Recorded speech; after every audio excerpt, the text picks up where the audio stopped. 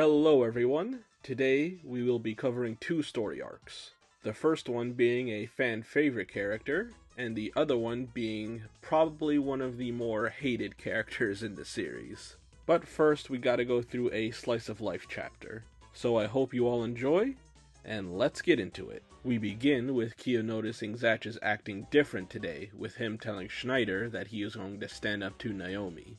And once he gets to the park and begins to confront her, he falls into a trap she made.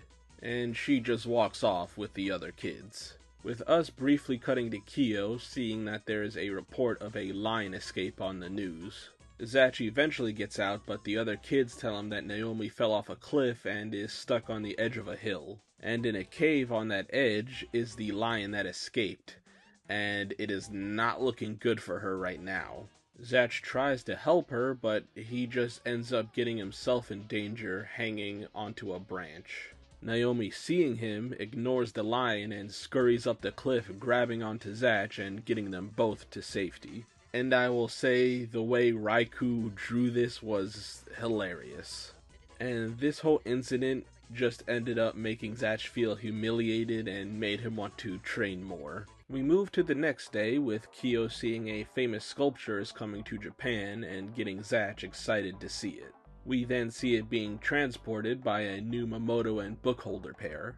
Danny, the Mamoto, and Mr.Goldo, the man who made the sculpture.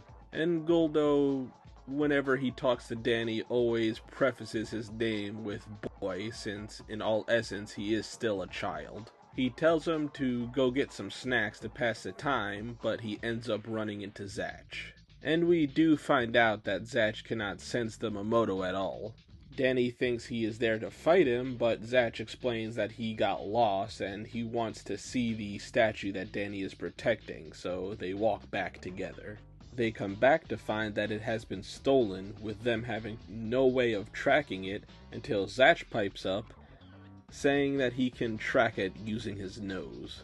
They find the ship the thieves are hiding at, and decide to go in by themselves since the cops would scare them off, with Zatch leaving a message for Kyo to come to the pier. They ambush them with Danny taking them on by himself. We see him easily dodge bullets and starts to take them out one by one. But once they aim for Zatch and Goldo, Danny uses his body to protect them, which lets us see that Danny's spell causes him to heal all his wounds instantly, making him nearly impossible to take down. But one of the criminals manages to get close to Goldo and forces Danny to stand down. But Goldo basically tells him to get the job done and to not care about his life since the sculpture is more important, but Danny can't bring himself to sacrifice him like that. Luckily, Kyo arrives, casting a spell and taking out the rest of the thieves. On their way back, they get into a car crash with a giant stone column about to crush the car. But Danny stops it because the sculpture is still in the car, so tells Kyo and Zatch to destroy it, but by doing so, they will also set his book on fire that's still in the car. They agonize over it, but they end up destroying the pillar. As his book burns, Goldo uses one last spell to heal him, and tells him he is proud of him, since he got the job done, and that he is no longer a boy and should feel proud of what he has done, with him finally disappearing and Goldo thanking him for the time they had. And now moving on to the final arc in this video, we come into two new partner teams, Lupa and Papi Purio, along with Hige and Zoberon. They fight each other, and they both scare each other enough to make them team up, believing by working together they will be able to beat anyone.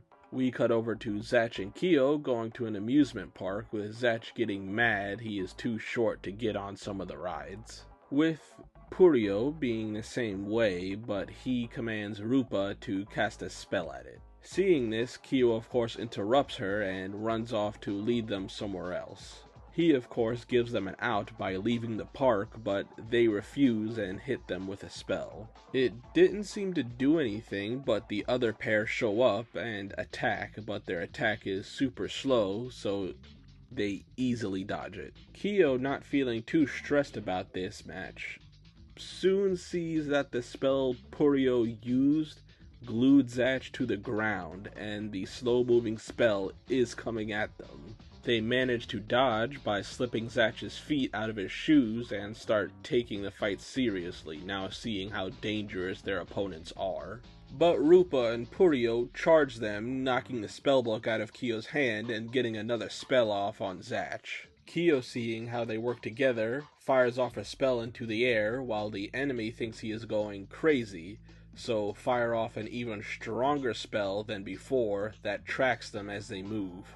They block it with a Rashirudo, but the spell is so strong it breaks it, so Hige casts it again with more heart power. Zatch then collapses, saying his entire body feels numb, Kyo realizing the spell Purio hit Zatch with was some kind of poison, and things are not looking too good for our heroes.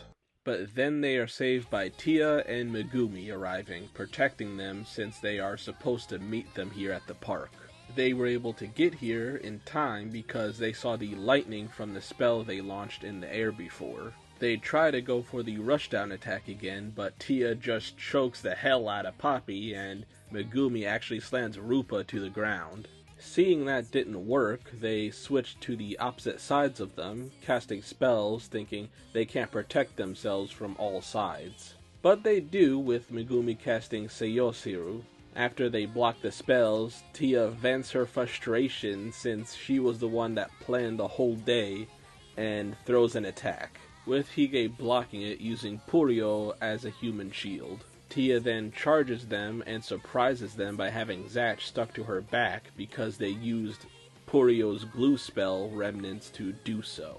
Hige, seeing they are going to get hit again, reaches for Purio, but Rupa stops him and uses him as a shield instead, getting them both hit.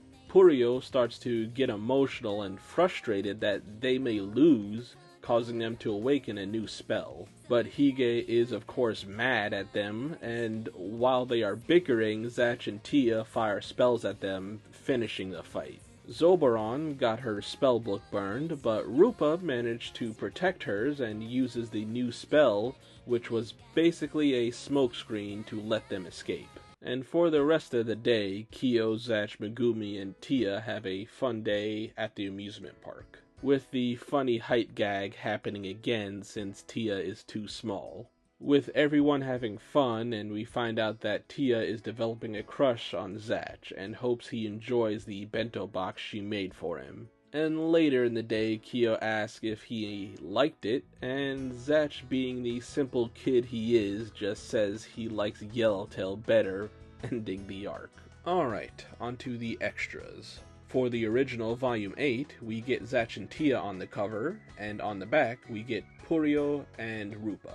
Then, for an extra page, we see Rupa at a grave crying, holding a child's picture, with Purio seemingly trying to comfort her. Chapter 63, we get a few images of Zatch when he is being bullied by Naomi.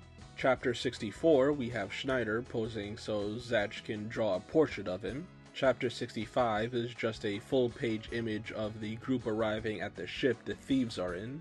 And Chapter 67 is Zatch and Kyo in a little toy cars, which Kyo seems to be a little too big for. Now, going over everything, I think this will be the last time Naomi will have a major appearance in the series, if my memory serves me right. And I would say she goes off on a pretty good note in saving Zatch and showing she doesn't completely hate him. And I am sure she would get some enjoyment from knowing that Zatch felt humiliated after all of this. Then moving on to our boy, Danny, who is apparently a fan favorite that I kinda get, but for me he is a mid-tier character since we did not have a lot of time with him. He is extremely strong, being able to kick in a metal door and to fight back against people with guns. And even though he gets riddled with bullets, that still does not kill him, and all he has to do is have Goldo cast a spell to have him back to his prime status. Even with having one spell, he would be somewhere in the mid-tier of Mamoto because he could definitely defeat Papi Poro or Zoberon's teams one-on-one. Going over Mr. Goldo, he was a good partner compatibility-wise, basically being like a grandfather to Danny and trying to instill good values into him. But as a partner to become king, he was not that good because it seemed like they never trained to become stronger since they still only have one spell. And Goldo himself is an old man, which is not that good for fighting or taking hits in battle. But overall, they had a nice short story of Danny finally getting acknowledged to be a man because he made sure to do his job till the end. And I think I cried when I watched this as a kid, but I could be mistaken. Like I said, I understand his popularity, but he is just not for me. Next team is Hige and Zoberon, who are definitely not the most intimidating pair, but pack a decent amount of power. With their first spell being pretty slow, probably only good if you have the opponents cornered, and their second being faster and stronger with the ability to track the opponent but still is slow, leaving time for the opponent to counter. With their bond not seeming to be that good either, with him having her on a rope leash. Then Purio and Rupa, who were surprisingly effective in this fight. Their physicality was a surprise, with them being able to get up in Kyo and Zatch's face, knocking the book out of his hand and using a spell point blank. And they were correct that teaming up together was the right move, since Purio has no damaging spells but can immobilize an opponent while Zoberon hits them with a slow moving spell. Out of the two, I would honestly say Purio and Rupa are the better team. It's just that they have no offense or defense and just rely on status effect moves. We even saw that they surpassed them in their bond by awakening another spell and managing to get away. Okay, next is Tia and Megumi, who performed excellently in their battle, using their shield spells correctly every time as needed. And like usual, their only fault was that they don't have enough offense to do any real damage to their opponents. Which makes teaming up with Zatch and Kyo a good match, since their partnership is more balanced in their spells. Then at first I thought that Tia was having a crush on Kyo, but as we saw in the last chapter, she may have been using that as an excuse to get closer to Zatch, who she actually is starting to have feelings for. Finally, with Zatch and Kyo, there is not much for me to talk about with them, since they were just doing their thing for the most part in these chapters. We saw Zatch was able to match the strength of Danny, which is impressive since we saw what he can do in later chapters. And we saw another example of Kyo's intelligence, signaling Tia and Megumi, along with the surprise strategy of sticking Zatch onto Tia's back to keep him mobile. Overall, everything was pretty good. I hope you all enjoyed as well, and if you haven't, make sure to like the video and subscribe to stay up to date with all my Zatch Bell content. Also, make sure to check out the playlist for the series and the character analysis videos I have made on all the teams we have met so far. With all that out of the way, I guess I will see you guys later. Bye guys.